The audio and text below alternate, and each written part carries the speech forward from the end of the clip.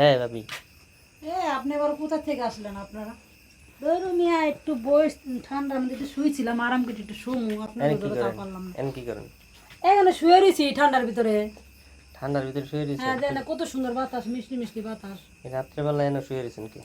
রাত্রেবেলা সবাই তো শুয়ে থাকে, মনে করেন ভালো লাগে, ঘরের ভিতরে গরম, কারেন্ট নাই, এই জন্য বাহিরে আসছি যেহেতু শুয়ে থাকি, ভালো লাগে তার জন্য শুয়ে গেছি। মানে আমার ঘরে চলেন, কারেন্ট আছে, এসি আছে, ঠান্ডা না আপনার ঘরে এসে আমার দরকার নেই, দেখছেন যে রেসে শুয়ে রয়েছি, আমার শরীরে শীতল হয়ে গেছে ঠান্ডা। এখন তো রাত্রেবেলা দিন পুতিন ধরবো, আমার ঘরে এসি আছে, ঠান্ডা করে দেবো। জিন যদি ধরবে না, যদি এই বই পাইতাম তাহলে কি এখানে শুয়ে থাকতাম বলেন? চলেন আমার সাথে, চলেন ঠান্ডা করে দিই। কেন আপনার সাথে যাবো আমি? গরম করে দেবেন। গরম লাগতেছে না, ঠান্ডা করে দিই। না আমার শরীর এমনিতেই ঠান্ডা হয়ে গেছে, আপনার সাথে আমার যাওয়া লাগবে না, বুঝতে? চলেন না? জি না। আচ্ছা তাহলে থাকেন। আর কি প্র্যাকটিক্যালি শিখলে ভালো, না হাতে কলমে শেখার জিনিস এক আর খাতা কলমে শেখার জিনিস এক। আচ্ছা তোমার আমি মলম মালিশ কইরা পরে শিখাই দেবো যে কেমনে কি করে। মালিশ করে তাহলে ঘরতে ঢুকানোর ব্যবস্থা করে দেন।